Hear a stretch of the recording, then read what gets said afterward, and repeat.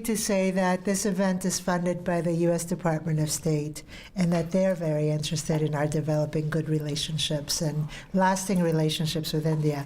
So without further ado, again, we'll do a proper introduction in a little bit, but without further ado, I'd like to introduce you to Professor Greg Malvo, who runs the Study Abroad program here at Montgomery.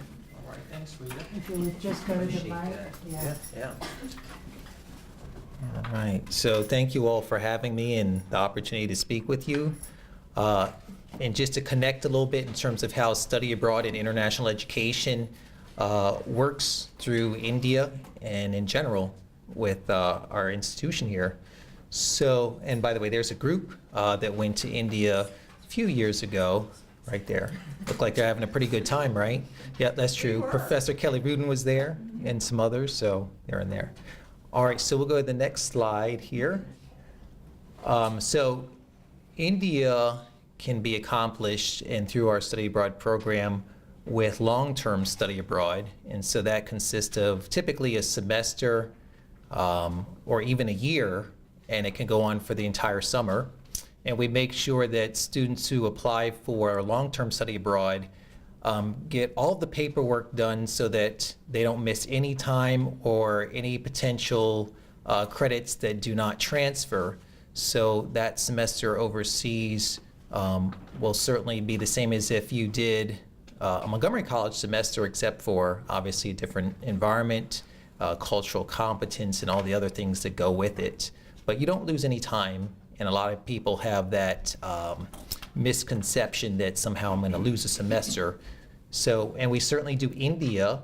So we have CCIS, AIFS, and CIS, EF tours, ISA. All these groups allow for India as a potential location, and even a few different program cities within India. Yeah, so let's continue. Next slide. And so India also is accomplished through cultural activities and events on campus. And so, for example, we've had a number of different activities. When we came back from India, there were all sorts of wonderful activities college-wide. So the Oxfam Hunger Festival, which was on all campuses, all 4, as well as we had banquets, clothing/purse drive to raise money. And I'll tell you what they raised money for in a little bit. Exhibitions occur when we come back overseas, or even as we prepare for overseas. Lectures and much more can occur. So, for example, when the group had gone to India, they had helped with installing smokeless stoves throughout this village area. And the smokeless stoves are important because the smoke, obviously, that's inside the living area can cause different sort of lung disease and emphysema and so forth. But our students helped to install these smokeless stoves. And even after they did that in India, they came back to the college and continued to raise money so more smokeless stoves could be installed in these different people's homes throughout India. Okay, let's continue. So short-term study abroad, I already talked about long-term, but short-term study abroad is also very helpful, and we connect with India with that. So to enhance study abroad, we do also domestic, whether it's overseas with India, but also domestic. So perhaps maybe we would go to a powwow, or we would go in one of the Carolinas, or we might go to New York for the arts and so forth, but off-campus, short-term. And so short-term can be anywhere from about a week long to even a month, but they usually land about 2 weeks, where people will go, and it's travel with a group together. Hello? No. So we have a group that goes, and so everything's included, and it makes it very simple for those who want to travel without missing perhaps time during the semester. The short-term programs always occur during summer break, winter break as well. And so we've done a number of different locations: China, Cuba, Iceland, India, Turkey, just to name a few.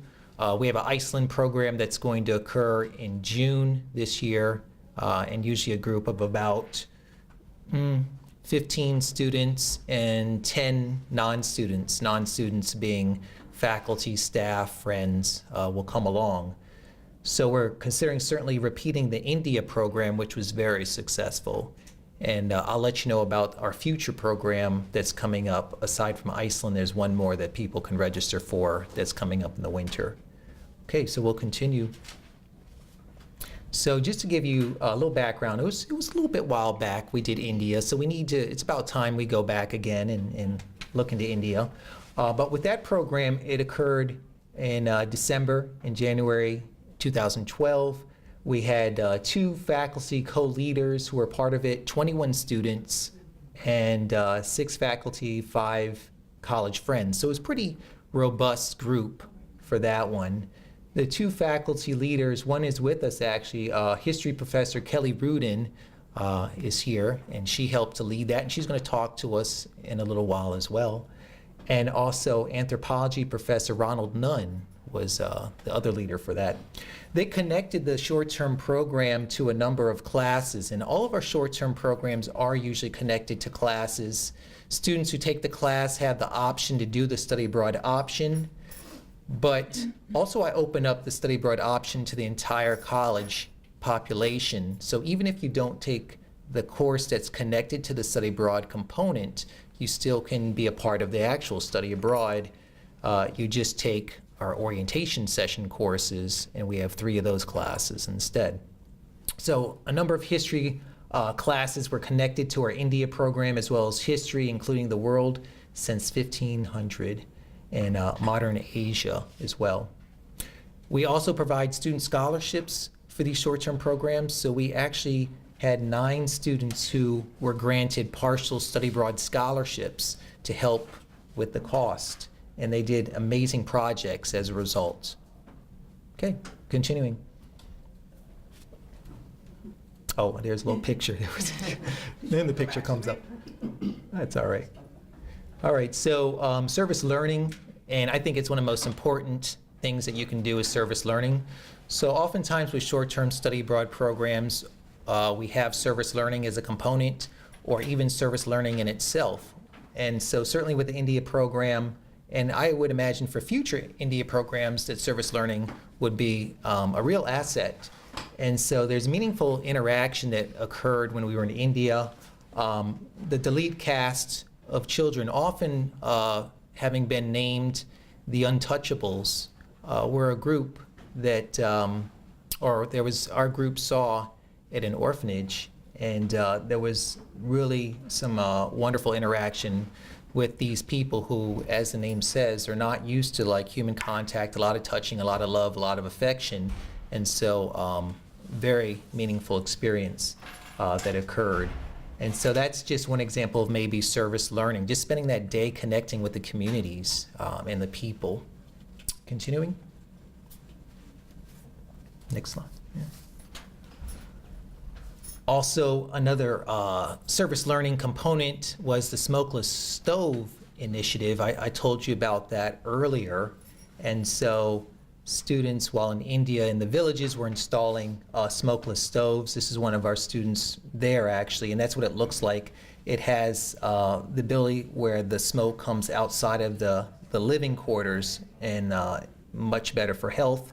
Also, smokeless stoves in terms of what they're using to burn inside the stoves to heat them, instead of like dung and some of the dirtier fuels. This allows to not have that. You don't want that burning inside your house, obviously.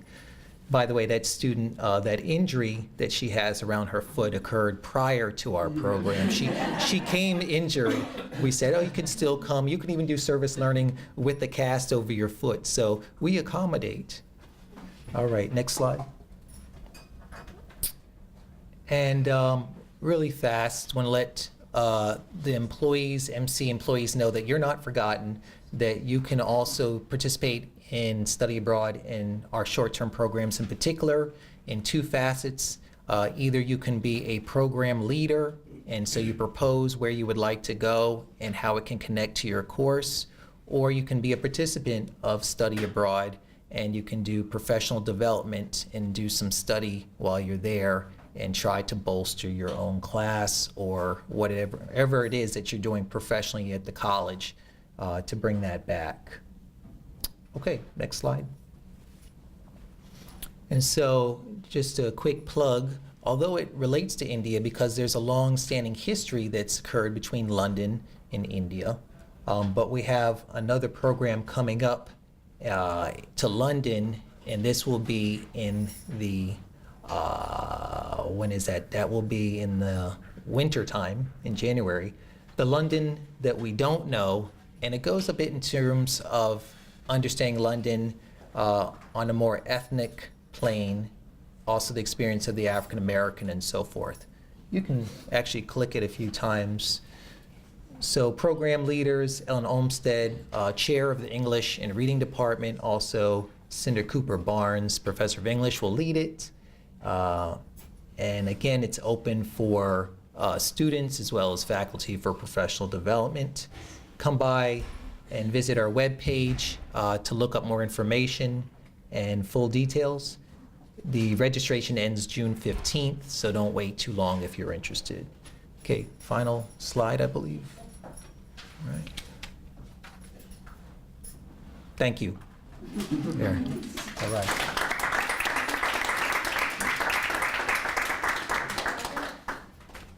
And now we'll move on to the formal opening of our program. Oh, I'm not supposed to talk about my weight. Oh, that's right. Good afternoon. One of the things that international travel and going abroad teaches you is flexibility. Excuse me? I will. And you've just seen flexibility. We've delayed the start of the program so that students could get here after class, and we've rearranged the agenda.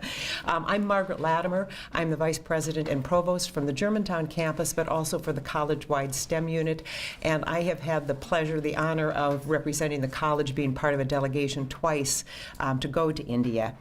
So good afternoon and welcome. I'm delighted that the college is able to offer this once-in-a-lifetime opportunity, grant-funded, as was pointed out by the State Department, to provide you with information about some of the many opportunities to get involved personally and academically, and specifically in India. You've already heard from Greg, so this will be kind of interesting. I'm going to take a little higher level view. He really gave you some of the details of what's going on here at the college, and then you'll hear from other presenters who will offer information in on their respective programs and the opportunities that you may want to take advantage of. Globalization is here to stay. Some of the political rhetoric you may have heard may have you doubting that, but the world is connected and getting more connected, and we're not going backwards in that area. Students who are here, you may want to work in our interconnected global world, and you will really benefit from experiences that help you build an awareness and the confidence in understanding other cultures. I have not traveled as much as I would like to have, but I have time to fix that, I hope. But my experiences living abroad, traveling as a student, and then as an adult with the college, and whether for pleasure or for business, reinforce what the data and the experts claim. You gain knowledge, you gain perspective. You become mindful of cultures, of people, of different ways to think about issues. And you, as future professionals and leaders with a sense of social responsibility, will find that your needle moves, regardless of the length of the experience that you have. A couple of years ago, the New York Times ran a story. It was titled, "Every Student Should Study Abroad." It went on to say that learning how to interact with people from other countries and cultures equips future leaders in all sectors to address urgent issues shared across borders. Despite the inevitable increase in global competition for jobs, American graduates lack the international experience, language capabilities, and cross-cultural communications necessary to succeed in a global economy. And I'm going to pause right here to share with you the first time that the delegation went to India. This was a community college effort. There was another time when we were part of a sort of a a triple effort.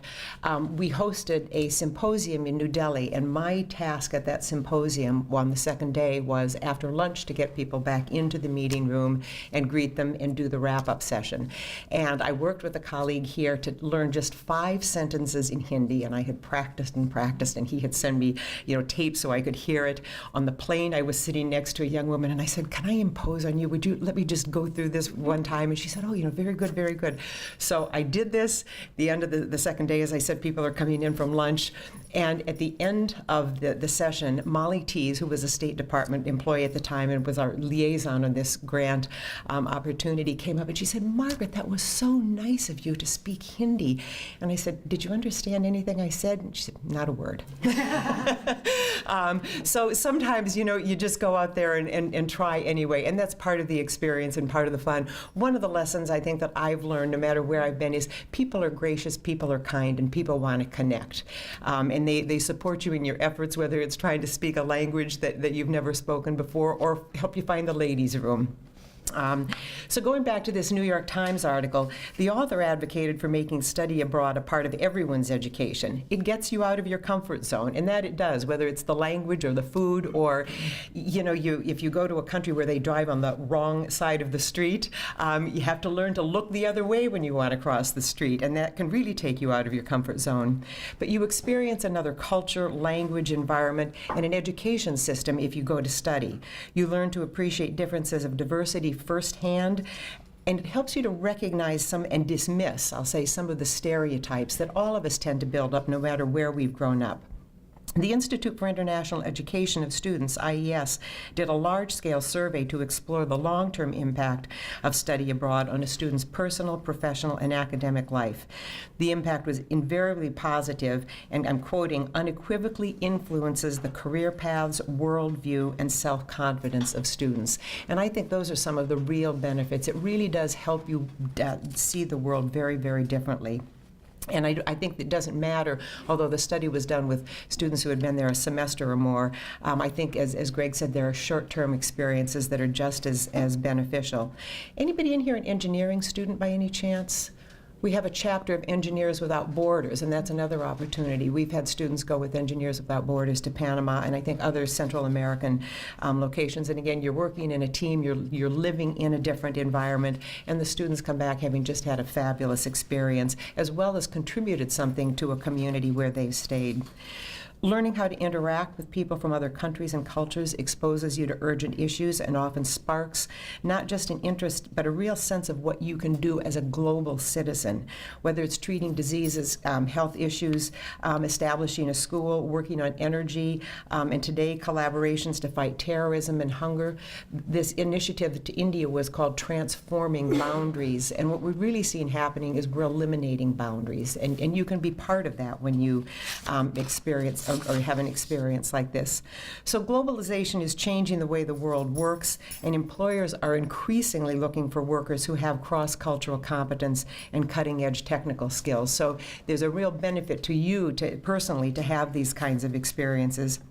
In this survey, some of the things that the students who had participated said it helped was increased self-confidence, served as a catalyst for increased maturity, has had a lasting impact on worldview, enhanced interest in academic study, influenced subsequent educational experiences, and the list goes on. They're just myriad benefits. And I will add to it, it's fun, it's interesting. You can really have a good time exploring another culture and just, again, getting out of your comfort zone. One comment that I loved, and this was in this study, a student was quoted as saying, "Overall, I learned a lot more about myself in that one semester than I did in 3.5 years in my home school because of the unique space in which I learned, experienced, and spent exploring another culture." So I encourage you, as you hear of the opportunities that are available through Montgomery College, take note and find the opportunity to pursue one or more of these. And I'll end with one other comment on the first trip to India that I thought was so telling, again, just about other cultures and learning about people's respect and love of their homelands. Again, there's been lots of discussion about American exceptionalism. One of our hosts from India in making a sort of parallel comment to a campaign that was going on in India. We passed lots of billboards that had pictures of exotic India, and the campaign slogan, that the sort of it'd be a hashtag today, was Incredible India. And at a dinner one night, and this was a small group of us talking, he shook his head and he said, Impossible India. But he said it with all the tenderness and love that a parent, and I have 3 children, will say about your children when they're impossible. But just the opportunities, the challenges, and he was so involved in trying to work on and solve some of these and excited about what community colleges are doing, which is why we went. It was a partnership to help India understand how we help students get to college or into the workplace. And so again, it's a marvelous experience to learn about others and some of the same issues, some of the different issues. So I'm delighted that you're here, and I hope that this inspires you to take advantage of opportunities through Montgomery College and beyond. Thank you.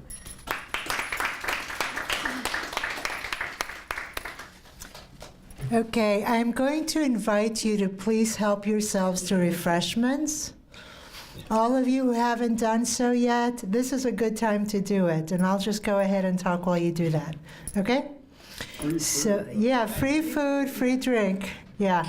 So, my name is Rita Cornelius once again. Thank you for being here today. I want to just open by saying that India is a very, very important place today. Culturally rich, obviously. There are more than 2,000 languages spoken there, I believe. There are as many religious beliefs. There are many, many native, tribal, indigenous people, and there are also many people who have been brought over from England, from Portugal. It's got a very wonderful global heritage. It's a great place for us to know today, and I'm just going to cut to the chase. I'll tell you a little bit about India, and then I'll tell you about what my institute is doing. Come on in. This is one of our people. Hi there, Jacob. Come on in. So it's very important today because, as you know, our globe is getting increasingly smaller. We are all so much more interconnected every day, so that when we do higher education now, we have many students going back and forth across national borders. So we don't just stay home as much anymore. Nobody does. So institutions of higher education, universities and colleges in India are people that we want to connect with, because our students would have a great, great learning experience there. Theirs would have a great learning experience here. Our industries take us to India more and more. So there's a lot of development that's happening within India that is no longer happening here, or not at the pace, at the rate that it's happening here. So there's a lot of growth, and we can be part of that. There are global issues that India is tackling and that we need to tackle as well. These are not unique to anybody, but India happens to be a great place in which to try to figure out environmental issues, for example, gender issues, for example, religious democracy, for example. All sorts of difficult topics get worked out in that very rich context. And we want to be part of that because it benefits everybody. India also has a very young population. I think the median age is 27 or something like that. So I don't know what ours is exactly, but it's certainly a lot older than 27. So there you're looking at a country, a nation that's coming into being all the time, and especially right now. So they are thinking about training their workers, educating their citizens, and moving forward in a way that's going to make them globally engaged and globally competitive. So there's a lot that's happening there that's very, very exciting.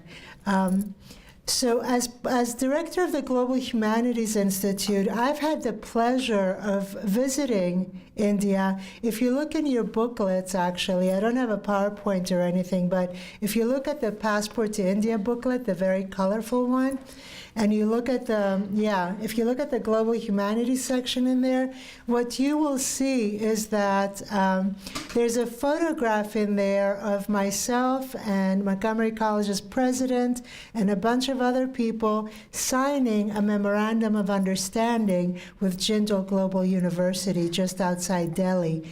And the reason we did that is because we know that our students would benefit from such a partnership and their students would benefit from such a partnership. I had the pleasure of just returning from India 2 weeks ago, where the National Endowment for the Humanities paid for 16 of us to travel to India for about 12 days. And we went to Delhi and Hyderabad and Calcutta. And I can tell you that each city presented its own very, very unique set of experiences. India is impossible. And anyone you talk to will say, India is a continent. India is not a country. India is thousands of years old, and you see that when you're there. India has experienced problems, and you see that when you're there. I think our Vice President for Academic Affairs, Dr. Sanjay Rai, did a presentation for our group, and he said, I don't pretend to know India. I don't pretend to understand India. No one can know India, but it's in your face. India is always in your face. Whatever the issues are, they're very visible. Poverty, et cetera, the wealth of culture. So the National Endowment for the Humanities gave us a really nice chunk of money to do this travel, and guess why they did that? Because there's no way to substitute for direct learning experiences abroad. You can read about it in history books, you can read about it in magazines, newspapers, watch videos, but there's nothing like that instantaneous encounter with the other culture that brings us to a moment of critical truth. What are my assumptions about these people? You have to deal with that on the spot. What are my assumptions about the United States versus the rest of the world? How do I behave? How do I connect? Those are all very pressing issues that you encounter when you're in India. You can't do that. You're not forced to do that from the comfort of your couch or the classroom chair. You really can't. So a bunch of us went. We all came back. As you see, there's a poster here. We're having events next week for Bringing Home India. Last year we went to China, and we had a week of Bringing Home China events.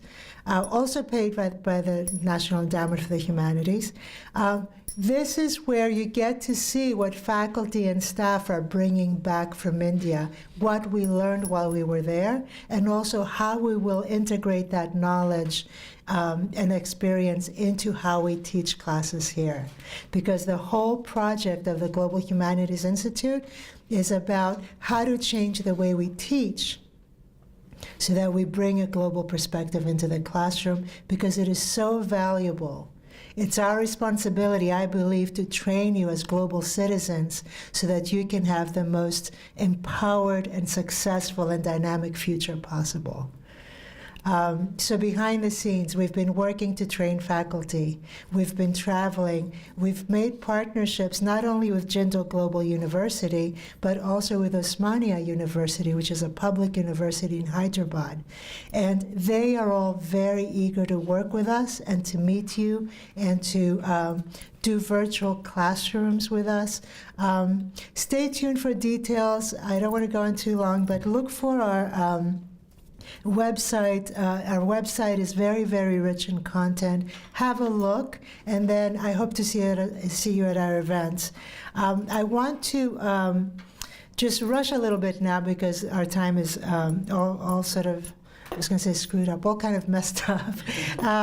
But in choosing, yeah, it's a what? It's an India problem? It's Indian time. It's Indian time, yes. It's a problem. No, it's not a problem. It's just Indian time. So I want to say that when choosing which countries we would visit with a Global Humanities Institute and form academic partnerships with, we were very much guided by Montgomery County and its sister cities program, which our county executive, Ike Leggett, created and has stood behind very strongly. So I invited Bruce Adams, who is the lead, who is the director of that program for the county executive's office, to tell us a little bit about it. And so you can see why the cities they have chosen make all the sense in the world for us to also connect with. So again, continue getting refreshments, make yourselves comfortable. Here's Bruce Adams.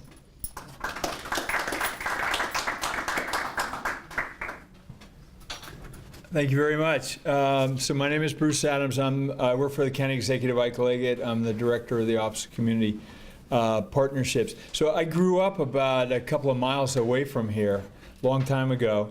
And for the younger folks, you'd be absolutely shocked at how different Montgomery County was. It was really a lily-white bedroom community to people who had jobs in Washington, D.C. There were small pockets of African Americans, but it was very white, very suburban, basically a place for people to live and send their kids to school. But because of the commitment to education, particularly that Montgomery County has had over the decades, it has become a talent magnet for people, first from across the country, but in the last decades from around the world. So now about a third, we've got 1 million people more, but a few more than 1 million people in Montgomery County, and about a third of them were born in other countries. And as many of you know and live, that doesn't include their children, many of whom were born here. So the number of our 1 million people who have a deep connection to places across the world is enormous. Okay, so this is not for the faculty, and this is for the students. Let me ask the students. What are the top 5 countries of origin of the immigrant population in Montgomery County? What do you think? Can you throw out some countries? El Salvador? What? What are? Can you name the top 5? Pakistan? China? I didn't hear. Honduras? Peru? Peru's close. Others? What are we here to talk about today? India, yeah. Okay, so you did well. And what's the smallest of those countries? El Salvador is tiny. El Salvador is tiny. It is the #1 country of origin of our immigrant population. After that, India and China are roughly comparable. The one you left out is Ethiopia. Ethiopia is the #1 country of origin of our continental African immigrant population, but it sits about 4th among all the countries, and then 5th is South Korea. So the county executive, recognizing the value of this extraordinary global population that we have, one of the first things he told me back 10 years ago when he took office was we need a sister city program. We really need to understand the places where the people who've come here have come from. And I thought that was a terrific idea. At first I was a little concerned because I thought, oh my goodness, we're supposed to pick one country from all these different countries people have come from and make everybody else mad. But then I found out there's a group called Sister Cities International, and they have a great directory, and it turns out everybody had figured out the problem I'd figured out. And so like the state of Maryland has 10 sister states, so many people have multiple sister cities. So we created a Montgomery Sister Cities independent nonprofit because sister cities are not supposed to be government to government. They're supposed to be people to people. And we said, okay, we don't have much money in terms of a county budget for a sister city program. It's really going to be reliant on people stepping up and wanting to help run this. And we held a meeting and said, so who's interested?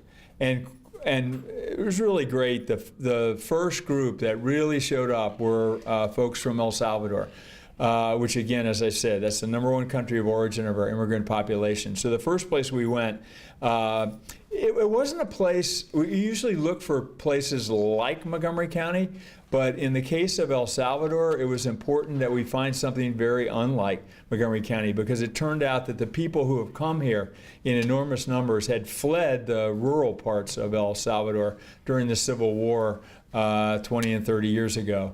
And so we went to Morazan, El Salvador, out where the Civil War had been fought. And that was our first sister city. And what that is the county executive leading a delegation of 40 to, I don't know, we went to China, it was 80 people on about a week-long trip to learn the business, the social, the cultural, the educational aspects of the community, and try to bond with some people there so we can have an ongoing relationship. The El Salvador one is the first one we had, so it's the deepest one we have. We've actually gotten Habitat for Humanity here in Montgomery County to build 36 houses and fix up a village in Morazan. One of our county council members, George Leventhal, helped raise $10,000 for the hospital in Morazan. We've taken sports equipment and all kinds of things. Then our African advisory group said, wait a minute, this sister city thing seems really good. We want one. And I said, hey, good luck. Pick one country and one city and one country in the whole continent. And like 300 people got involved. It was really cool. And they had 6 or 7 countries that submitted candidates. And we ended up picking Gondar, Ethiopia. Gondar was the capital of Ethiopia for a few hundred years back, 200 years ago. And it's full of castles, and it's phenomenal place. Turns out it's been harder to travel. So we had a delegation there. We had a sister city. We were ready to go back a year ago, and the State Department said, "Yeah, you don't want to go to Ethiopia right now. There's issues and there's concerns about the government and crackdown on people." So we've not been able to go back there. The next one we did was China, and then in 2014 we went to Hyderabad, India. And again, these are trips with 80, 60, 40 people. We've been back to El Salvador since. We are going back to China. Again, Xi'an in China, 200 years ago was the capital of China. And so this extraordinarily rich, if you've heard about the terracotta warriors, but a really phenomenal place. In India, honestly, I'd never heard of Hyderabad. And then India is actually younger than I am. It wasn't the capital of India 200 years ago, but when we dig into it, it was like what do they call it, the Pearl City? And it turned out it was where the action was 200 years ago. So I have no idea how Montgomery County gets all these fabulous sister cities, but somehow we do. This year we're going to travel to South Korea. On our trip, we're going to combine a trip and go to South Korea and get a new sister city there. South Korea is the 5th largest country of origin of our immigrant population. So we really will have 1 through 5. We didn't exactly set out to do that, but it's worked out nicely that way. So we'll go to South Korea, and then we'll also go back to Xi'an. Our hope is that in 2018, the last year of County Executive Leggett's term, that we will return to Hyderabad. So those of you who are interested in going to India, of course, the college's programs are a great way to go. And we we've had a remarkable partnership, I think, with the college. The college just stepped up in a huge way on all of our sister cities, and it just enriches what we do to have people of your knowledge and cultural competence that the college brings to these experiences. The president and as you see here, the leadership of the college has been behind our sister city program in a huge way. So we're very grateful for that. I think the last point I want to say, and it backs up what you've heard over and over here from our three previous speakers. This is a great way to travel. I remember my wife, I got a great wife, so she takes me to China on our, whatever it was, 25th anniversary or something. Pretty cool, right? And so we had a great time in China. It was a fabulous place to visit. Well, it was nothing like how much fun and how rich and rewarding it was to go back in the sister city context, and because when you're traveling, you're meeting your travel guide, and you might pick up a little local knowledge, but when you're going for a sister city program or you're going for a Montgomery College program, you're meeting on a regular basis real people with real jobs trying to improve their community, and it is just a much richer, more rewarding, more fun, deeper kind of experience. So these trips, I totally want to back up what has been said here about how valuable these trips are in terms of a learning experience. So thank you. We thank the college again. The college has been a fantastic partner on the Sister City program. Thank you. Thank you. Thank you so much, Bruce. That was lovely. Absolutely lovely. I hope we can get involved with Korea also. You're most welcome. October 20th. Thank you. Thank you. Okay, so next on our agenda is a very, very special guest, Jacob Gullish from the U.S.-India Business Council, located in Washington, D.C. Thank you for making your way here. Thank you for coming. And so Mr. Gullish represents the business end of connecting with India, and he has had extensive experience in this area, and I'm very excited that you're here to share your experience with us. Come on up. Thank you, Greg. So we're videotaping, so if you would just stay close to the mic, that would be great. No worries. Welcome. Thank you.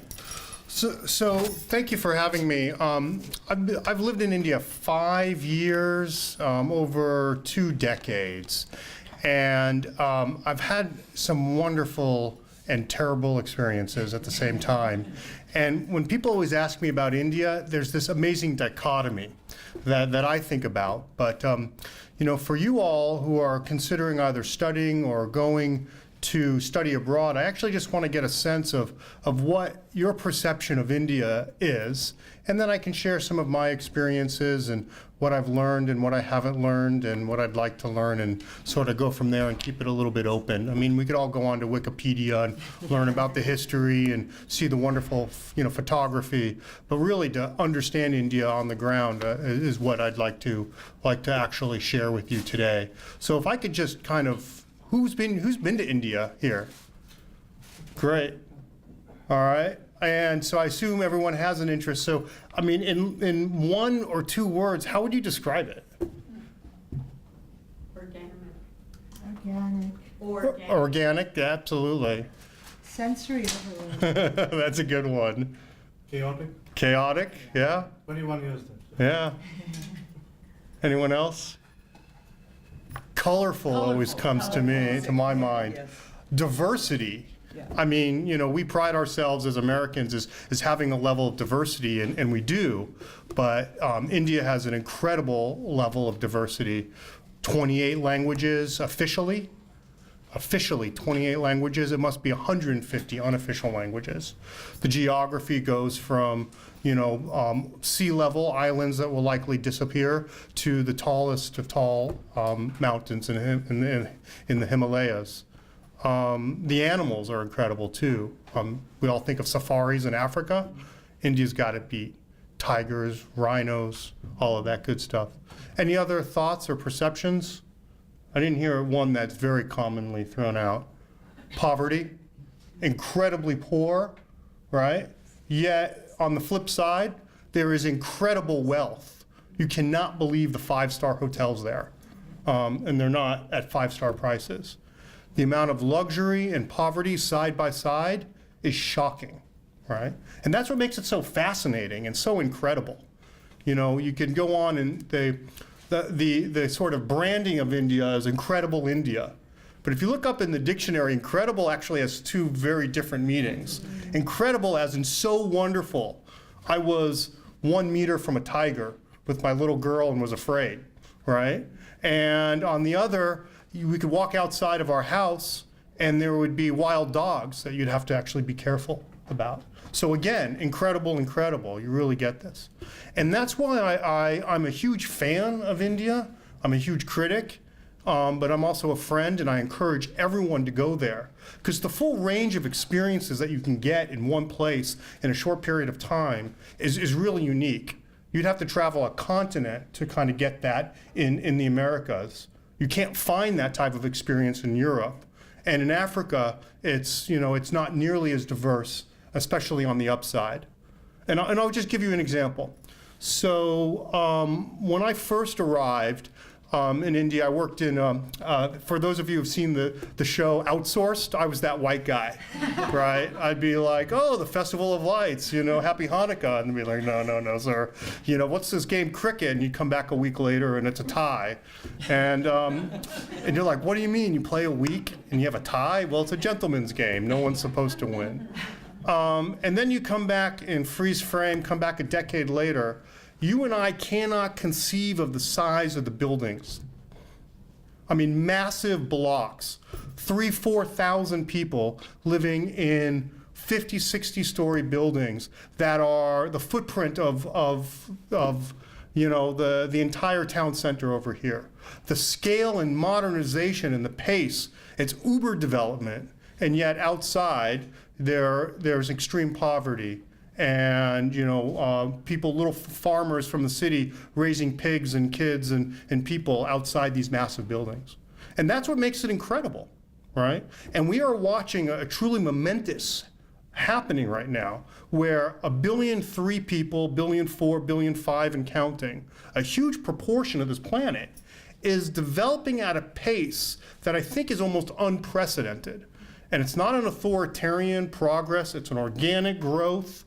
There are fits and starts and problems, and you get to experience all of that. And so I would strongly encourage any of you who have an inkling of visiting or like Indian food at all to kind of go and experience it. And if you go for a week, fantastic. If you go for 2 weeks, wonderful. 6 weeks, 6 months, you will find it a truly enriching experience on both sides, and you'll learn a lot about yourself and the planet we live in. And so I'm just going to stop there and really want to, I don't know if there's question and answers, but I'd like to kind of throw that out. And just as a bit of background, I've been there 2 times over 2 decades. Most recently, I was working at the Department of State at the embassy and covering digital and cyber issues. So on the one hand, I've seen sort of the country progress. On the other hand, I've been very in part and actually invested in the whole vision that Prime Minister Modi has projected for the country about transforming the country from a rural agrarian society to basically essentially a digital powerhouse. And I think we all understand that if a lot of the digital activities in the United States have Indian leadership, and certainly IT is a major economic driver over there. So I don't know if you guys have any questions. I'd love to answer them and keep it broad. Definitely include the national parks and animals. I mean. How do you spell your last name? Gullish, Gullish. How'd you go there the first time? So reluctantly. I was into Latin America. I'm a Spanish speaker. I'm from California. What did I know about India? And my wife got into the Foreign Service, and our first assignment was there, and I did IT work. And so I showed up, and I said, I can get a job at a call center, and I did. And had a wonderful experience. And it was right after the Y2K. So for those of us who remember the Y2K bug, that was going to be the end of the world as we knew it. Computers back then, which this has more power than the giant computer I had, but we thought that somehow the bug was going to, wipe out all our digital gains. And as a result, because India by scale, and if anyone were to ask me what my one word for India would, it would be scale. Because things that you can do here, you can do there, but to be impactful, it's by scale, right? And let me just give you an example. There are over 1 million Indians entering the Indian job market every month. So to keep status quo employment, you have to create 12 million jobs a year. Here in the States, if we have 180,000, we're like cheering, right? So scale. So you could do something really good in one village, but there's a million other villages. You can pave one road, but it's a massive country. And so the scale of it all is completely overwhelming. And so I remember the first day I arrived in India, there are people everywhere. And we're not used to that. We're used to some crowds every now and then, but we're not used to throngs of people. And you know what? It changes your culture. So when you interact with Indians, you can have plenty of space, but they're sort of used to being a little closer. And so they get really close, and you're like, give me a little space. Like culturally, they like to be closed in. And I'd be like, yeah, we can have a conversation from a distance, arm's length. And so it drives a lot of the cultural aspects as well. But so I arrived in India in 2012. The IT boom was coming to a bust, and I think that for a lot of the industry, it was actually forced people to rethink how the economy worked and how the digital economy interacted. And again, I worked at a call center. Not answering the phones, but more on the strategy side. And ironically, most of our customers are in Japan. So really interesting experience. Can I jump in with two comments? One is, I hope everybody heard what he just said about his path to India. I think sometimes when you're in college, you get a major, you have this idea of what you're going to do, and life takes you in zigs and zags, and in your case, halfway around the world to a place you didn't expect to be. So go with that when it happens, because your life won't be a straight and narrow path in all likelihood. And I loved your comment about scales. I think you, Rita, talked about Mr. Jindal, who was one of the sponsors of our, or host of our first trip. And in talking about India, I can't remember if he said 10,000 or 100,000. And in using that number, someone corrected him. He was off by an order of magnitude, and he said, in India, you can add a zero and it doesn't matter. Yeah. And so it's hard for us to wrap our brains around, as you said, the millions of miles of roadways, the billion people, and the problem and the challenge of solving issues when it's that many. So I appreciate that comment. Thank you. Please. You talked I'm going about to step out. how I'm more comfortable out here. it's developing and everything, but when growing up and dating myself, India I always thought was a spiritual place, and I didn't hear anybody talk about maybe the spiritual aspect of India. I talk about helping babies, connecting, but I didn't hear anything about the spiritual. Is that still a very... I think that's a I'm fabulous sorry. question. Oh, you need The that. people there want you sorry. on the mic. So I'm sorry, no worries. So it's a spiritual side. So I think that's a great question because I thought you were going to actually say there was a certain time when Indians couldn't feed themselves, and starvation was a major issue, and obviously the Beatles went there, and there is that spiritual element, and the latest fad, of course, is hot yoga. Which does have a spiritual attribute as well. I think that you can go there and you can definitely find that spirituality, and that's again this sort of dichotomy that I've thrown out there. Right? You have this incredible situation of rapid economic growth, of rich and poor, and yet at its core you do have tremendous spirituality. It's still there, and people, I think, a lot of modernity. It's sort of there's a transition there. And so what you have, I think, is I wouldn't call it a backlash, but you have sort of a traditionalist movement to sort of try to maintain a lot of that spirituality. And a lot of visitors do go to India for precisely that. the temples, and they go for cleansing and yoga and a whole variety of spiritual activities. So it is definitely still there, but it's gone masked, I think, by the, at least in my world, by just the excitement and the potential of economic growth and development and frankly the overwhelming task of helping 1.4 billion people modernize. And a lot of those people remain very poor in a way that here in the United States we can't even conceptualize that level of destitution. I think that the latest numbers have, out of the 1.3 billion, the middle class is around 200 to 400 million people, right? So more people in the middle class than people in the United States, yet the rest of the people are living in very extreme conditions. And I don't think the numbers really do justice, because people live in rural areas, there's communities, there's families, it's a different way, but it is a rapidly changing society, and therefore I think the whole spiritual context is something that often does get lost. Now, I can say that the crossover, I've seen that, and this is sort of funny in a way, the Indians are asking the United States to license some of these medicinal medicines and processes and yoga and things like that. And we struggle to say, all right, great, bring the medicine. We'll put it through, consumer trials and go through that whole process. And they're like, what do you mean? It's in the book. We've been doing this for 3,000 years. It works. Why do we have to go through a whole medical test? And so I think there is a desire to get some of that, medicinal information out there. But the spiritual aspect is it's not something I've personally into, but I do have friends that have gone and really enjoyed it and gone into retreats for 4 or 6 weeks and have a yogi that they ascribe to, and I would encourage you to find that aspect of it as well.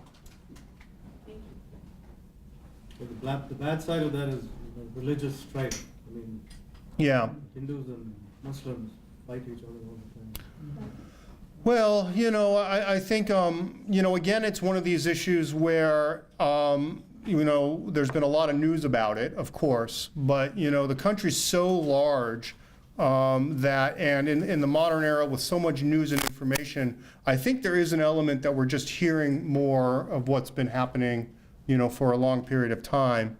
There is that, but when you travel the countryside, the vast majority of people on this planet, no matter where you are, they want a family, they want their children to live better than you do, they don't get caught up in that. So, in the vast majority of instances, those are the exceptions and not the rules. And when you delve deeper into it, typically I've found that if I get into a particular issue, you'll find yeah, there's actually something else going on. A land dispute, or, a boy and girl issue, or something like that. And there's very often another trigger for it. It is there. It is something that I think we all need to sort of push back against as individuals, as governments and society. But I wouldn't say that it's widespread, and it's not the type of thing that's existentially a problem for India. I think their leadership has mostly pushes back against that type of stuff. Can Yeah. I add something to what you said about spirituality? So my answer to your first question was that India is organic. And so like in the traffic patterns. Yeah.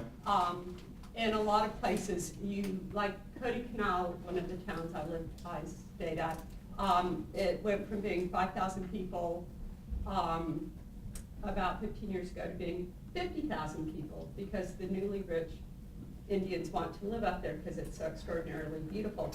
They never added a traffic light. Wow. There's no traffic light. And yet, people in their cars, and there's one area that makes 7 corners look like, just an intersection down the street. And there's beeping just to say, I'm here, or there's a cow behind you. But the kind of aggressive beeping I listen to constantly on my corner in Tinleytown at Wisconsin and Albemarle, that's rare. So what I've experienced, what you might call spirituality, is actually an awareness of this, of community.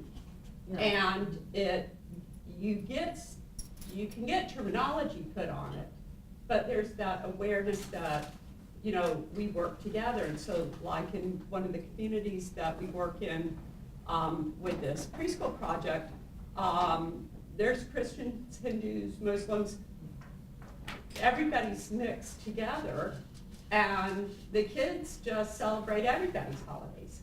And it's not there are just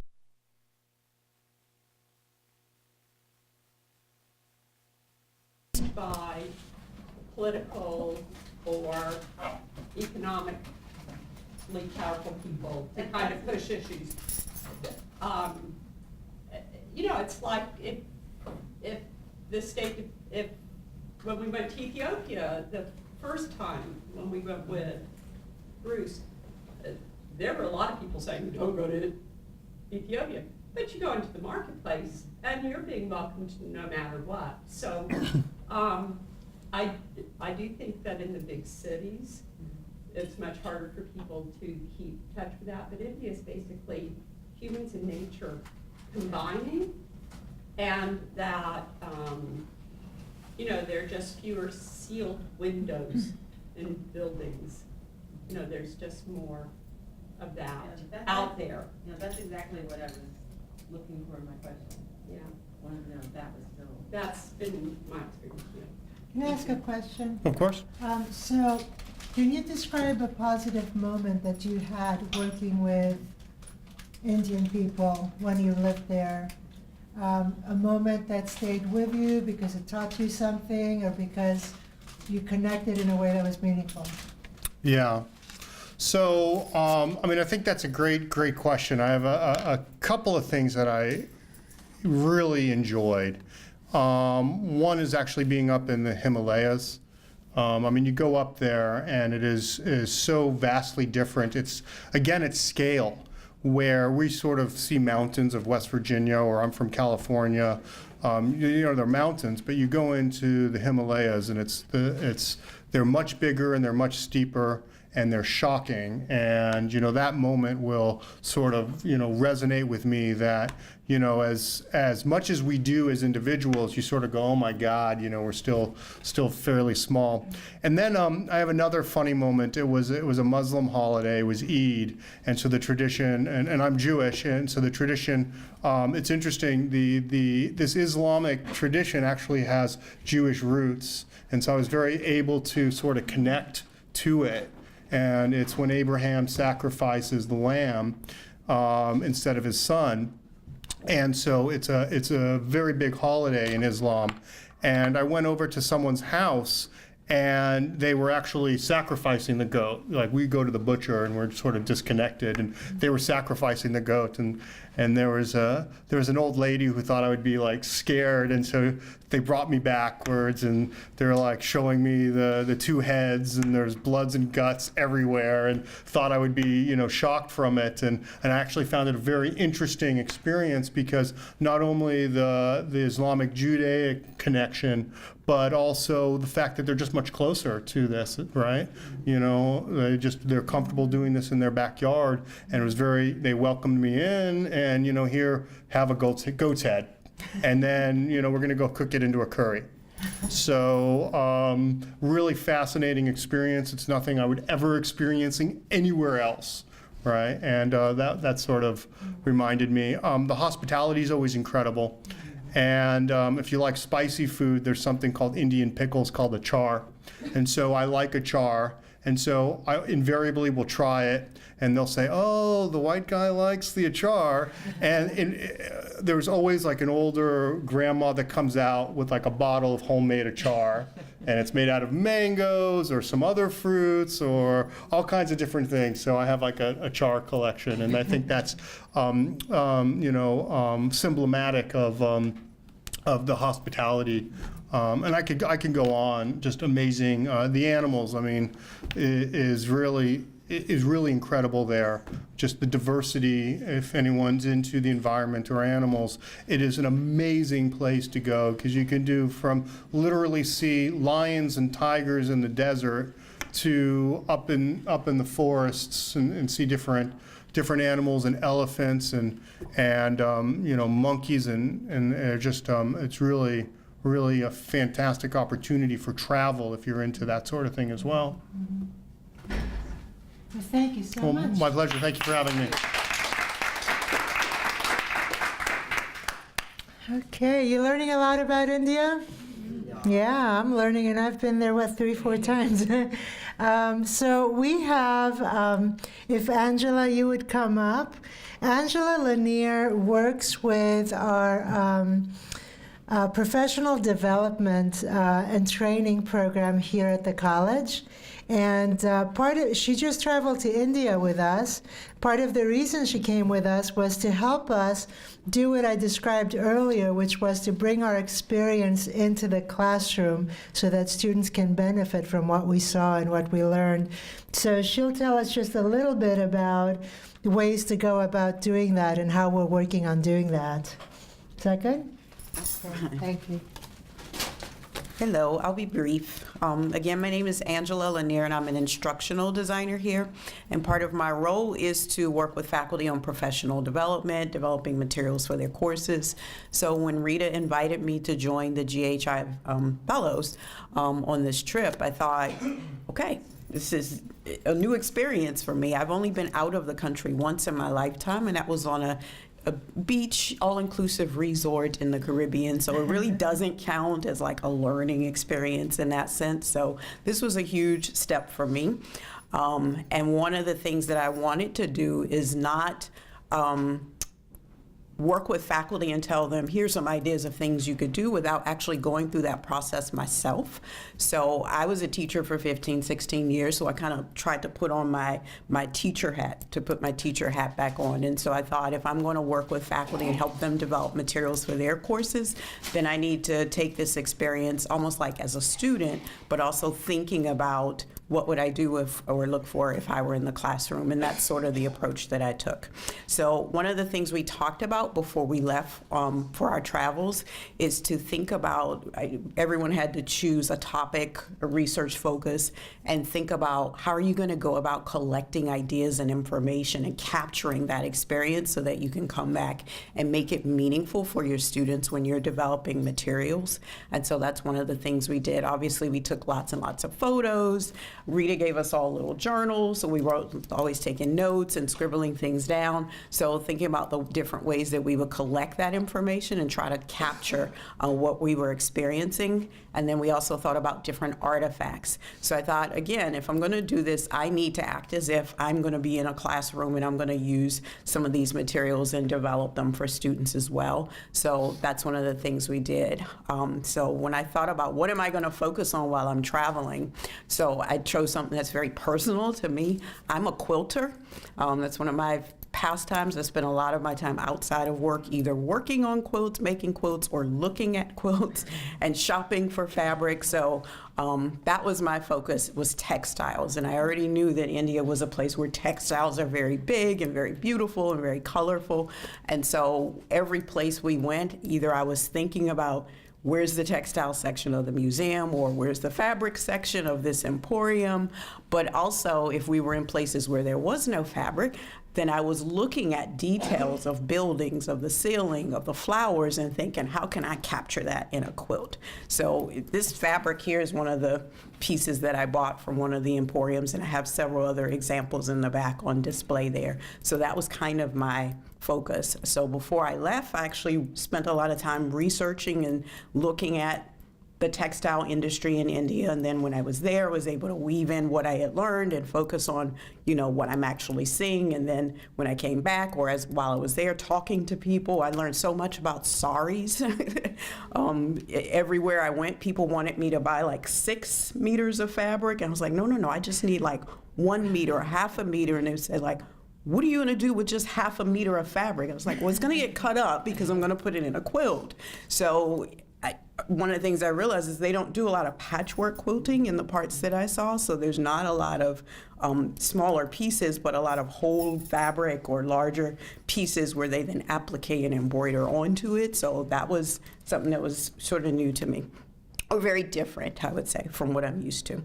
So as we returned here to the U.S., I started working with a lot of the faculty and, okay, let's take all these things that we've gathered, all our photos and things like that, and now we're starting to sift through them and think about, okay, how can I use this in my classroom, tie it into my teaching? And so we met last week and started going through that process. I actually met with a faculty member down in Tacoma Park just on Tuesday and started working with her, taking some of the artifacts and things that she gathered on the trip, and she's already started weaving those into some of her writing assignments for her students.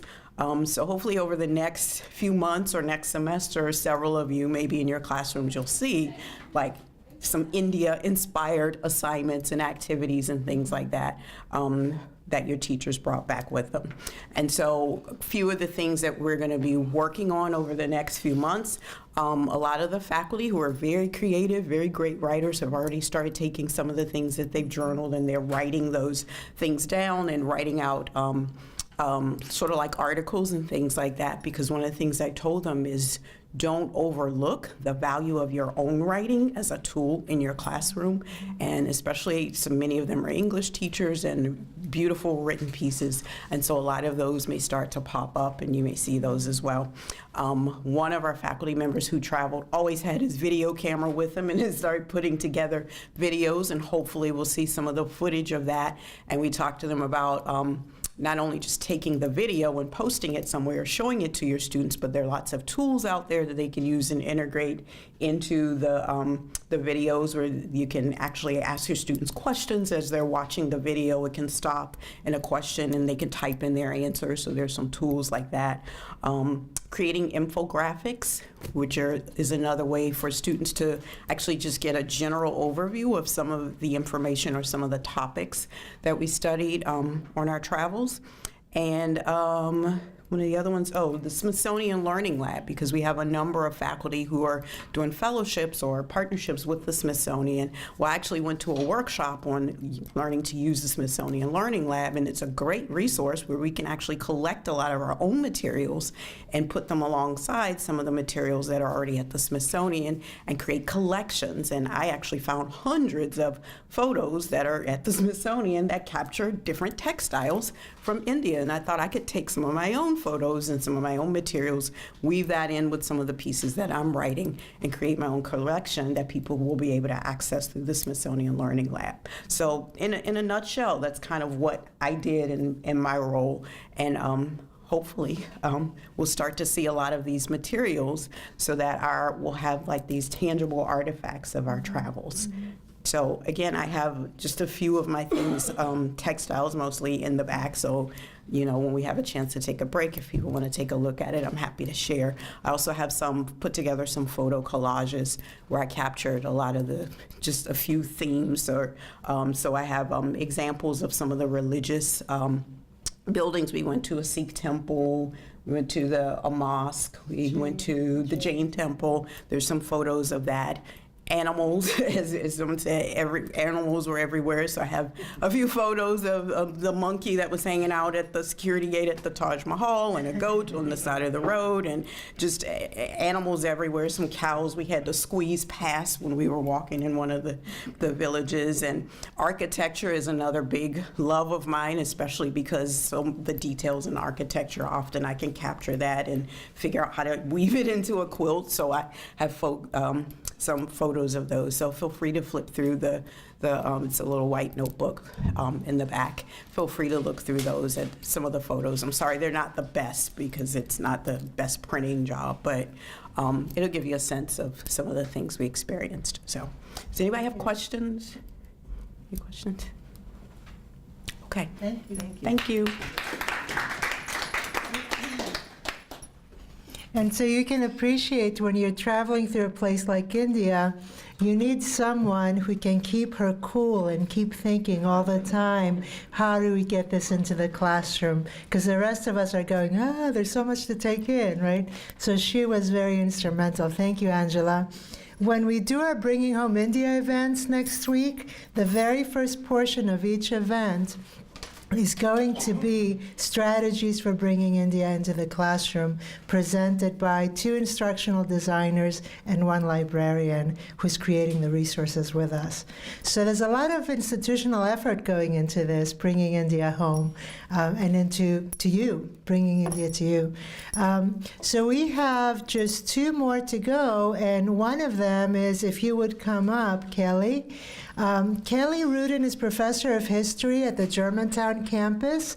Her involvement with India is many years old or strong, and she has been in your booklet again. You have a segment on the organization that she's been working with, Help Kids India.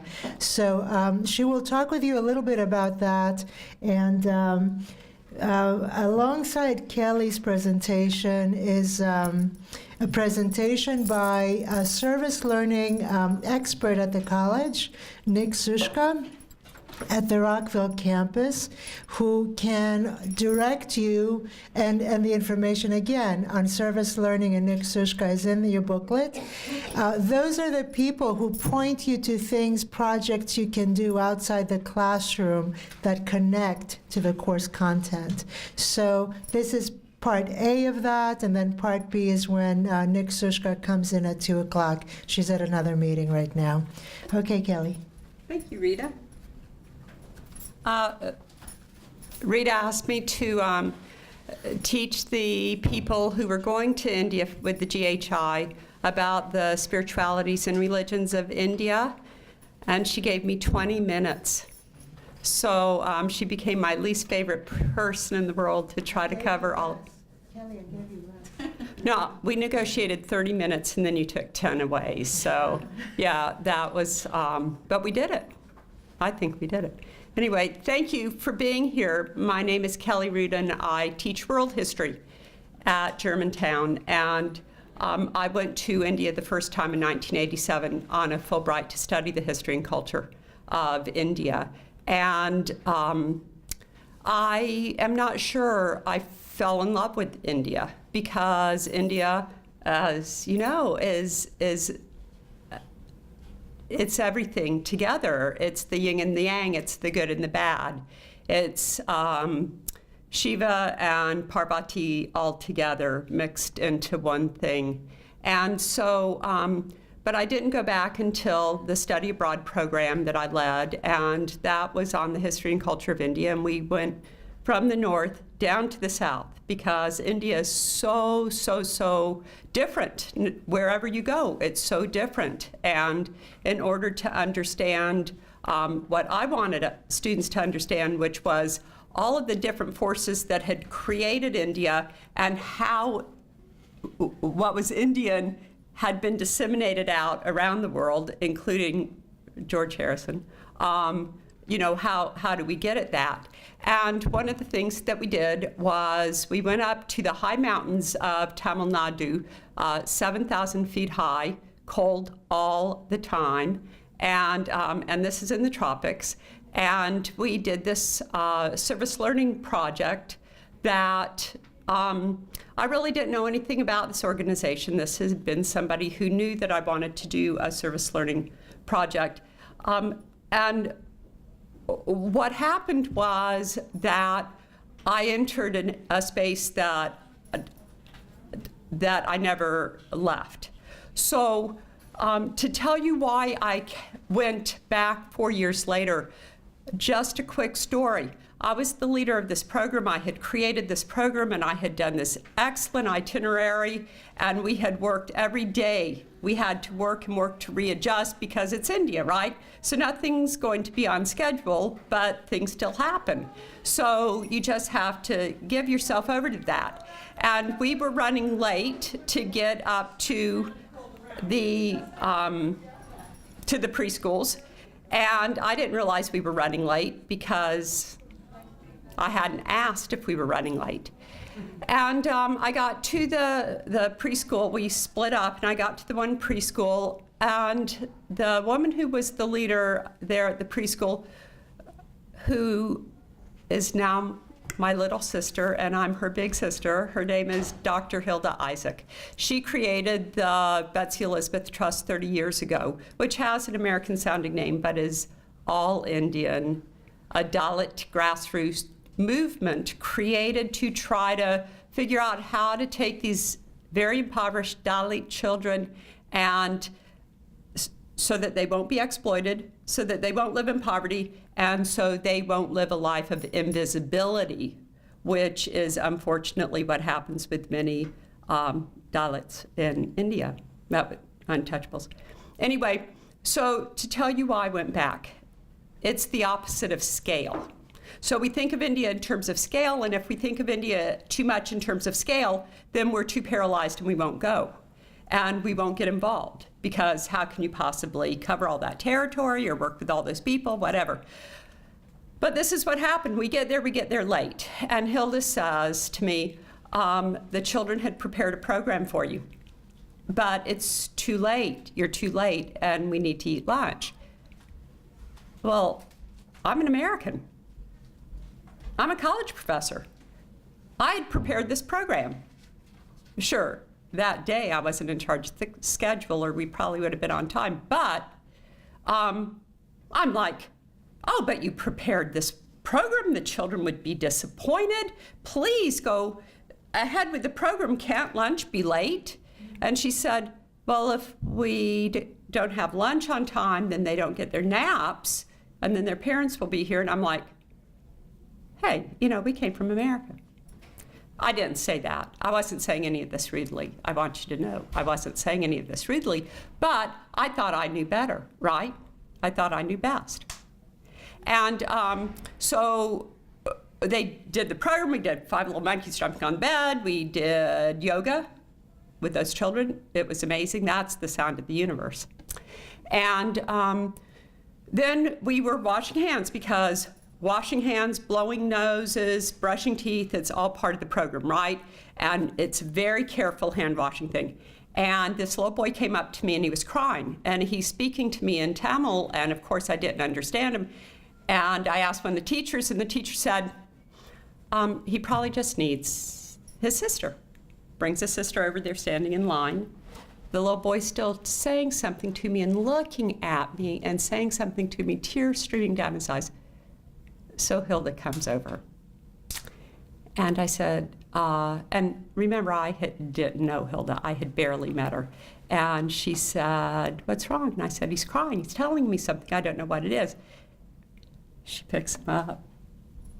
She hugs him, kisses his cheek a few times, asks him something. It's in Tamil. I still don't understand. He says something back. And she says something, and he stops crying, and he kind of smiles. She puts him down. So I said, what's his problem? She said, he says he's hungry. And I went, oh. But aren't like millions of kids in India always hungry, right? Well, I had been home from that trip for about, the study program for about 4 months before one morning it hit me. I mean, it was a gut punch. I was the reason he was hungry.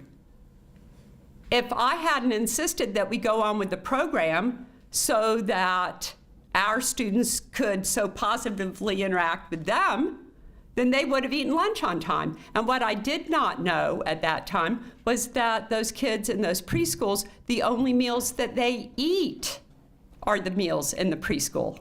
So if they don't eat at 11:30, you better believe they're hungry. And also, their homes are, most of their homes are like not great homes. And their home lives are disrupted because of the poverty and their parents having to work so much, and they don't sleep at night. So nap time is sacred. And I'd come in here, and even though I have traveled in many places, many underdeveloped places, I still thought I knew best. And so I tell you that story because, first of all, the reason that I went back, I actually took a leave of absence from the college for the fall semester of 2015, so I could go back. The reason I went back was because I needed to put one bunch of lentils in one child's mouth to make up for making that little boy be hungry. Because if I hadn't insisted that we do what we needed to do, in my mind, then he wouldn't have been hungry that day. And sure, we can't feed every kid in India just like we can't feed every kid in Southeast DC, and we can't reverse lead poisoning in Flint, Michigan in kids' brains. But what we can do is find our place that we can make a little bit of difference. So I went back to India in July of 2015, thinking I was going to sit on the side of this mountain and kind of, excuse me, sorry, Margaret, recover from being at MC for a while. And what I did was, unfortunately, my very first morning is I went to the preschool. And it's like crack cocaine being around those kids. I mean, it's like so amazing. The other thing I wanted to know is when I was at the preschool that morning, or that day, I mean, I've been in education for 40 years. I've been a teacher evaluator. I've worked with struggling teachers. I am incredibly distrustful of U.S. nonprofits abroad. And so I was watching, like, did they tell these kids they have to do certain things, or there's going to be a problem? And I have to tell you folks, the genuine love and respect between the teachers and the kids was so astounding. And then I thought, over 4 years, I made it all up. And I didn't make it up. And I had no idea the actual depth of the commitment that Hilda Isaac, now Dr. Hilda Isaac, and her teachers have for the children and for the community. And so it's an example of ways that you can go for reasons you don't even know. And by the way, I didn't apply for India in 1987. I applied for China as my first choice and West Africa as my second. India was my third choice. So what Provost Latimer said is true. I just want to share with you some pictures. So these are the teachers, some of the teachers. We have 2 preschools down on the coast, about 6 hours south of Chennai, and 3 preschools way up in the mountains.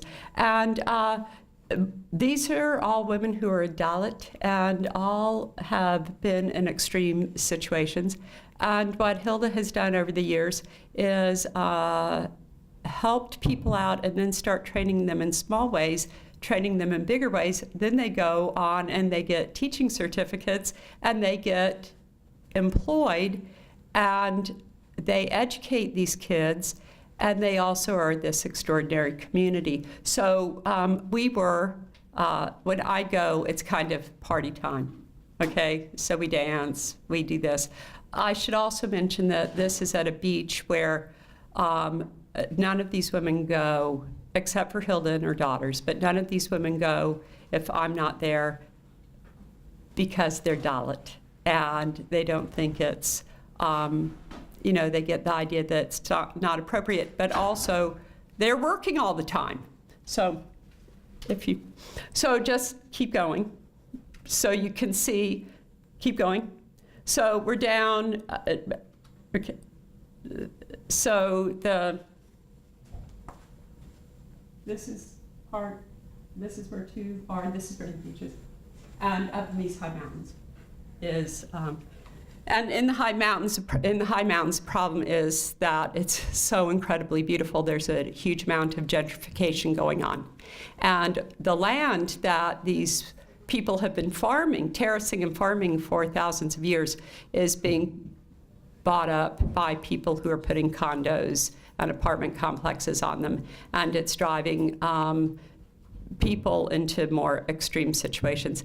We also have a problem in the high mountains in that there's a real mix of of caste levels in that town, and the Dalit, especially the girls, are hired as servants, and then they end up being servants in inappropriate ways. Down on the coast, there are a lot of different kinds of problems, but it's more all Dalit. And by the way, that term refers to Hindus, Christians, and Muslims. It's an organic system that's developed over the years. And but what Hilda started doing over 30 years ago was talking to other women saying, how do we help our kids? And they came up first with the idea of educating these kids, so they started these preschools. So this is the Montgomery, this is the first day I met Hilda. And this is us doing yoga with these kids. And when they all start saying Om, that really is the sound of the universe, because of course these children would never be allowed to do yoga. What happened was a US American teacher went over and taught the teachers how to teach yoga. And every day they do yoga, and it's hard to do in a sari. I'm just here to tell you. But those kids are really flexible. Effie Siegel's in there in the background. You might recognize her. And this is Hilda. So this is the woman who has created this amazing, amazing program. So her vision, first vision, is the preschools. And the whole idea is you strengthen the kids, you strengthen the community.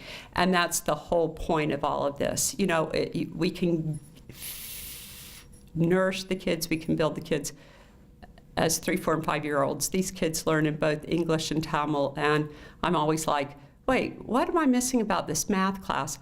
Oh yeah, I get it. They're like looking at they're doing it in both English and Tamil, and I can barely do it in English. And they're funny because they know I don't speak Tamil, and sometimes they'll come tell me something in Tamil, and it's like, oh, they know, they're just playing with me. They know that they could tell me in English, but they don't, just for fun. But these are families up in the mountains, and then these are friends of mine down on the coast. So the first idea is to strengthen the heart. And it's done through playing, caring, actually seeing each other. This is one of the teachers, she's being a monkey because she and the kids are all playing and they're all being different animals. And the teachers are always doing stuff like this, which you don't see a lot in US schools, but you see a lot here, okay? And again, it's playing. And if you can see in the background, there's a crow. Sheila's being a crow back there. And the kids are all running and running and running and running. And just real quickly, see this kid? His name is Manny. He's 6 years old now. When he was 3, his mom is the town's prostitute. And he lives in a little addition to the side of a house. And they thought he was cognitively completely impaired and would never learn anything. He was also very sick and very malnourished. They always have a doctor's examination first. It turns out he had bronchitis and was developing tuberculosis. And so they got him medication. And they started feeding him this incredibly nutritious food and doing the whole loving thing and teaching thing. This kid is brilliant. So by the time I met him at 5, I'm looking at him going, who is that kid? Look at what he's drawing. Look at what he's making. I mean, they were making little boats with newspaper one day. He had made like the Titanic. It was like, so that kid would be dead.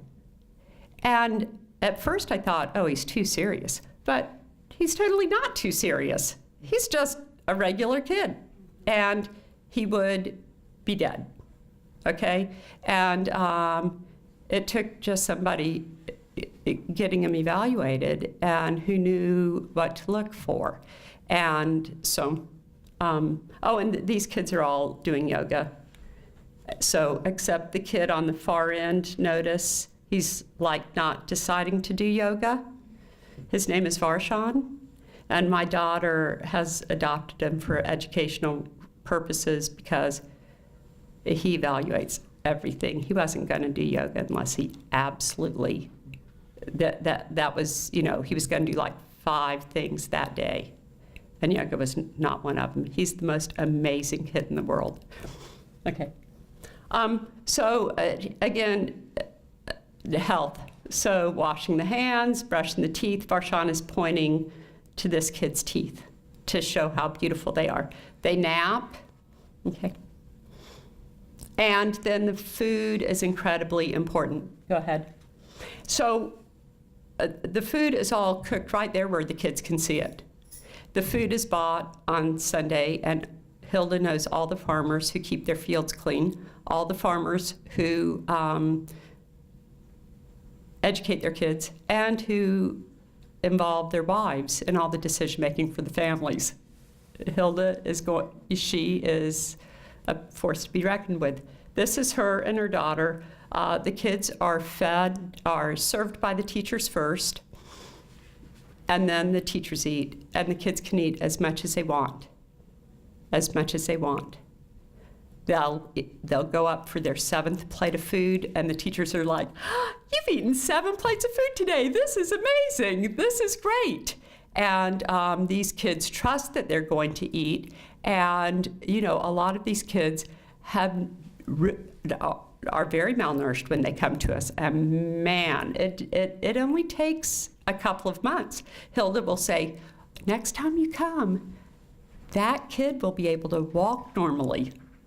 And then I come and he's walking normally. I go back, he's dancing. Oh my gosh, it's amazing. Go ahead. Education, strengthen the mind. Go ahead. And these are some of the kids. That's Shruti. I just love that picture of Shruti. Okay. The next thing is spread the wealth. She never wants us to bring anything other than English language books, preschool books. Everything else she buys on the local economy because she wants to make absolutely sure that the whole economy benefits. And so she's very careful with money, but she always pays fair market prices, and she gives gifts to her workers. And anytime a worker does something like indicates he might stay on with the program, you know, like be able to be a teacher, she begins to watch him, educate him. So go ahead. So the Indian Foundation is incredibly strong. This is her banking group. I just love this picture, these 2 pictures. She's received just recently 2 Indian National Awards for the honesty of her program, the power of her work, and she also just received an award that she was supposed to go to Singapore and get, but we couldn't speak Singapore. Okay. So these are, again, some of the community workers that she's hired, and again, fair market prices, because the whole point of any of this would be for us all to work ourselves out of a job, right? If you pay fair market prices, then they can afford to do for their kids. They don't need donations from anybody. So that's the goal. Okay, go ahead. So I just wanted to show you this woman right here by the post. She was one of the workers working on this new preschool building. And then that's her in the middle. And Hilda said, "She's such a hard worker. I just would really like to keep her on." So first she stayed on cutting up vegetables and stuff. And then she stayed on working in the kitchen garden. And now this is her as one of the teachers, because she trained and got a teaching certificate. So everybody gets lifted up. Okay, go ahead. There's this, health is an important factor. I won't talk any more about that for now. Go ahead. And then this is the whole community. And by the way, this is us talking to women in one of the communities that has a lot of Muslim families in it. Again, Dalit. and we were discussing unique problems to the Muslim community here. And that conversation ended up with one of the young women getting a scholarship from the Betsy Elizabeth Trust to go to nursing school. Okay. So the future. The future is, so the creches will always need donations. And so that's what Nick is, we're going to work on service learning. We've done a lot of service learning. In the spring of 2012, we raised over $5,000 for programs across the 3 campuses. It was the first 3 campus, 1 college venture. And we did it. It almost killed some of us, but Hilda and Betsy Elizabeth Trust are intent on developing this sewing project. And then, of course, the technology messed up. Go ahead. And what I wanted to show you, this is pictures from our Oxfam feast, but what is not up here is an organization called Global Wheels. So back in October, when we were having the capstone event for the Humanities Days, a gentleman who is who's an Indian person who works here got our flyer, the one that you just got, and contacted us. And Global Wheels is an organization of Indian people who are all alums of the Indian Institute of Technology in Madras, Chennai. And they want to empower impoverished communities, but not by giving them money, by giving them advice as to how to tap in to the corporate funds that all Indian corporations have to, they have to give 2% of all their profits to community development, and also give technological expertise. Well, Hilda's program is amazing, and the villagers, especially the villagers down on the coastline, they want jobs. They don't want handouts. And so we've actually partnered with Global Wheels, and the very first project is going to be making a compostable sanitary napkin factory that the women they'll get government money that's due them. They will find some corporate money that is due them, and they will build this small factory and market the compostable sanitary napkins all throughout that area. One of the people who works for Bruce, Daniel Croma, who is the Africa community development person, said, Kelly, this program, we could extend this to Africa, parts of Africa, and there's actually somebody from Bolivia working with aspects that Global Wheels has presented. So now the whole, the sky's the limit kind of thing. We go from working with these 3, 4, and 5-year-olds to working with middle school girls, to working with girls and boys who are going to be being tutored before they take their college entrance exams, and making employment opportunities. And all of this comes from this one woman's vision for not wanting people to live in poverty and being exploited and being invisible. So yeah, the scale in India is massive, but also the scale can be very, very, very small, and it's very touchable. So thank you, and if you have any questions, Nick will answer them. No, thanks.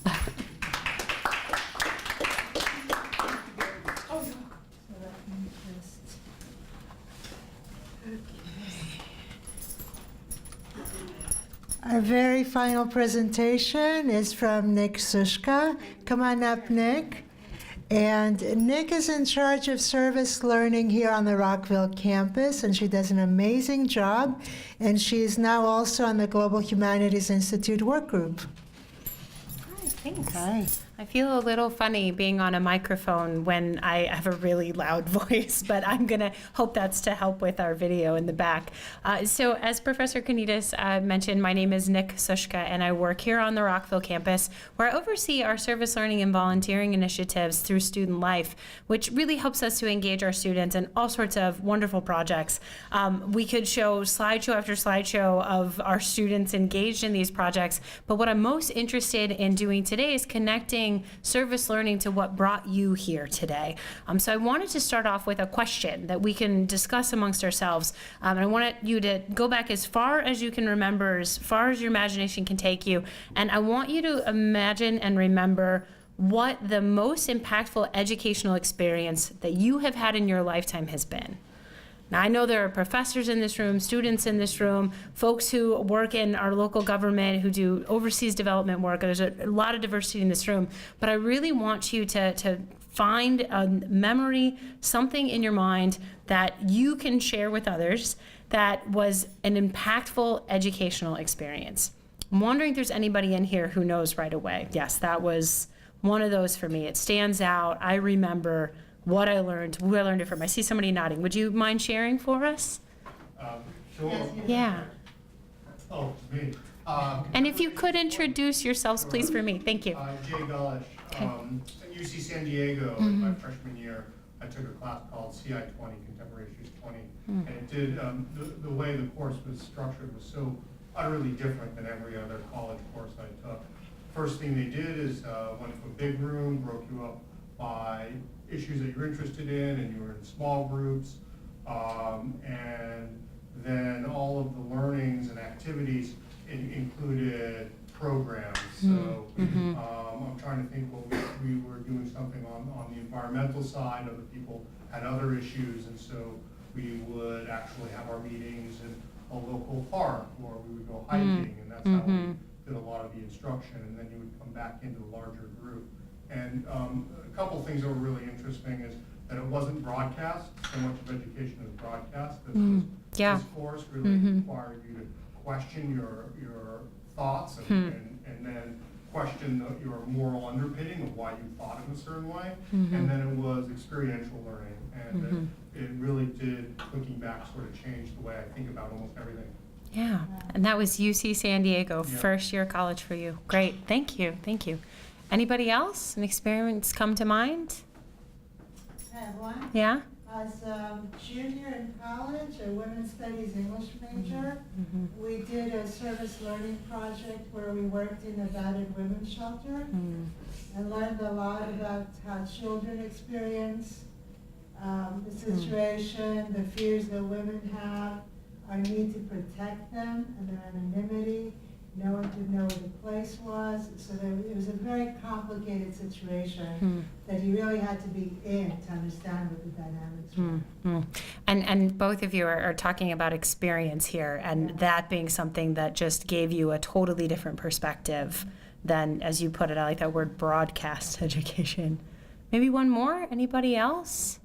A really impactful educational experience.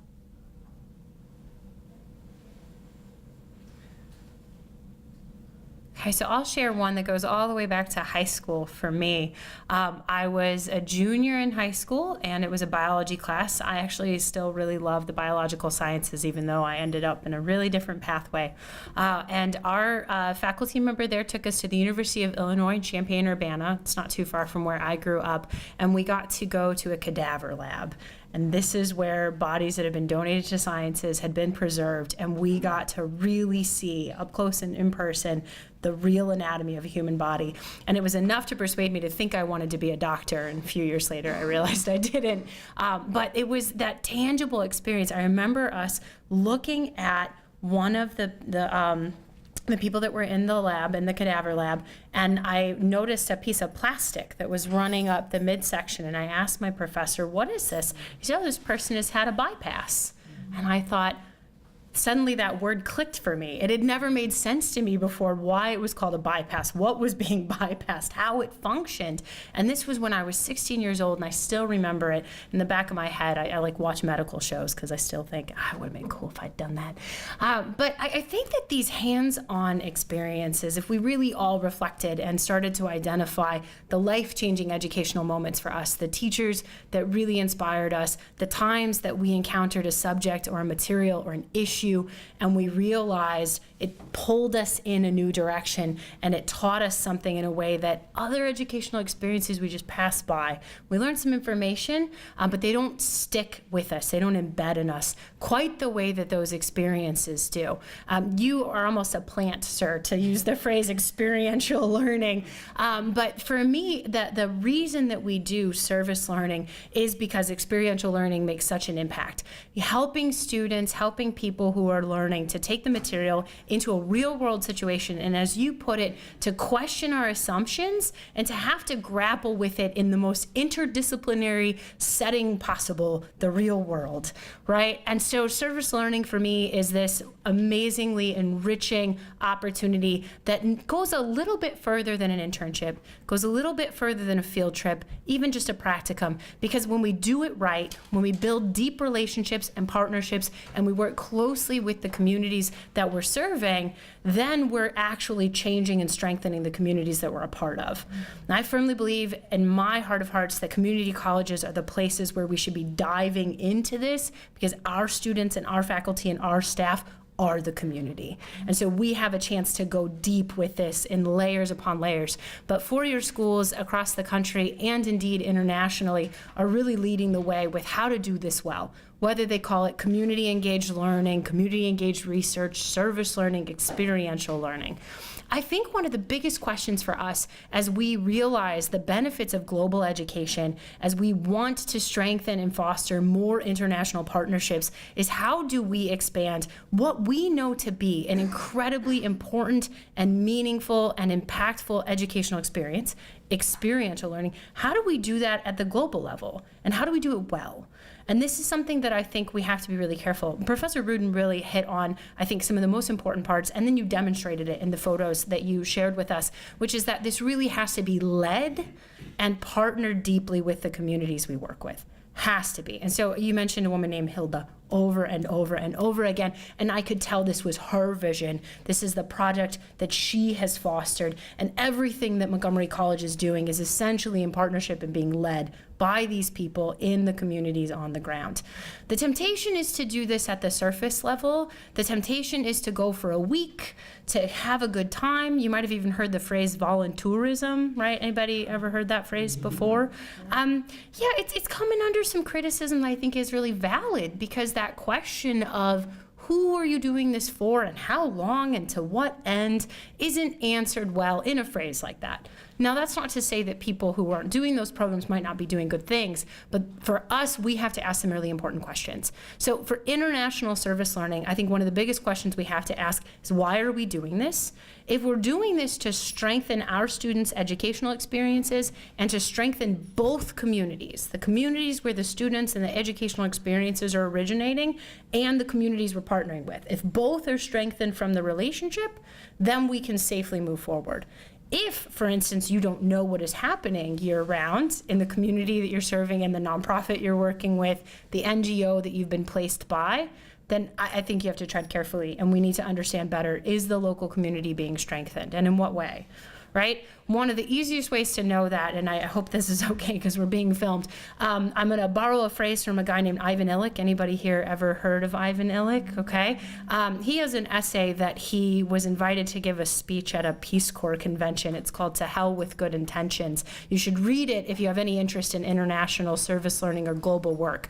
But I paraphrase that and boil it down to, you want to be doing work with someone who can tell you to go to hell. I'm going to say that again. You want to be doing work with somebody who can tell you to go to hell. And why I say that is because when you really work with people and you are doing something they want you to stop, when you have a relationship that goes beyond politeness, that goes beyond thank you for your money, that goes beyond, well, there's a press conference coming up and we don't want to offend, those people can safely tell you, this isn't what we want. You're not doing the right thing. Let me talk to you. And I think that those relationships are really when you know. So if you know that you're still at that too polite of a stage for somebody to really tell you, what are you doing? Then you don't have that relationship yet. And so I think that for us, the example that Professor Breeden shared and many of these initiatives like Sister Cities, these are places where we have built lasting relationships. We are in the communities, we're having conversations with people throughout the year. And most importantly, we know who the local Hildas are on the ground, who are carrying that work throughout all 12 months, every single day, driving what really needs to be done, and politely will tell us, nah, that's a good idea. That's not what we need, though. Here's what we need. Or here's where we think you could be collaborative. Or even cooler, when you get to the point where they say, here's what we think we could do for your students. So I'll use an example of a local relationship to kind of tie it up and then talk about what our next steps are if you're interested in doing international service learning. So we do a program here at Montgomery College called Alternative Breaks. And during the winter, spring, and summer breaks, we do local volunteer projects and we go to different locations. One of them that we do is right here in DC. We partner with a group called the Steinbrück Center for Urban Studies. And they have helped us connect to lots of different issues, lots of different themes. Many times we're focused on the issue of housing and homelessness here in DC. Huge problem, lots of different reasons that it exists and persists. And one of the things that they do through the project with us is connect us to a women's craft collaborative. This is a group of women who live in the N Street Village homeless shelter for women in DC experiencing homelessness. And they together have pooled their money to form a co-op where they create and sell crafts that they make. And when our students go on these trips, they meet with the women who are in the craft collective. They learn about their art. They learn about their stories. They get a chance to buy some of the art that's been created. And these women are sharing something and making something for our students. During one of our trips, they taught them how to make these crochet wall displays. And our students at the end asked, are we volunteering still? Right? Like, these women just taught us to do something. Are we volunteering still? And our local partners said 100%. Because for us, there's nothing more important that you could do than help us build relationships and treat these people with dignity like they deserve. And for so many of our students, it was just a light bulb. It's this idea that if service is really about giving people what they need, and it's built on mutually beneficial relationships, then what could be better than just having a relationship with someone, loving the person, helping them to give you something. It's this mutual exchange. And I love that organization. I use them as an example in a lot of conversations like this, but there are Steinbrück centers all over the world. There are women's craft collectives all over the world. There's N Street villages all over the world. So I don't want to ever discourage anyone from doing international or global work like this, but we always have to center that partnership and that relationship. And then I think we get back to where I started the conversation, which was, what's one of the most impactful educational experiences that you've had?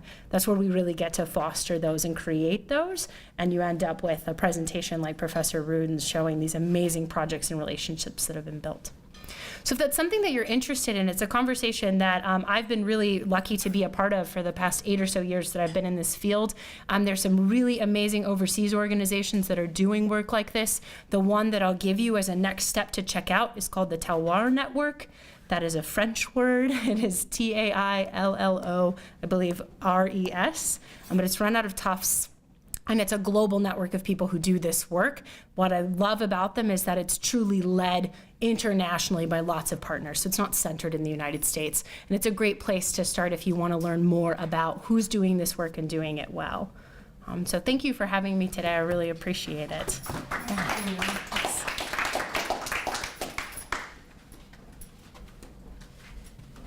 So I invite you to hang around, have more snacks. Please look at the displays. There are all kinds of Indian artifacts for you to look at. Thank you for coming today. I hope you've learned a lot. I know you've learned a lot. Thank you to the people who spoke. You've been invaluable today. Please keep in mind that you will be viewed over and over and over again because you have agreed to be videotaped, and we're very grateful. So our students will continue to learn from you in the coming year and more. So you can see why Nick is our #1 choice for international service learning coordinator. You're absolutely dynamic, and thank you so much. We need help thinking this through properly, and you're it, and thank you.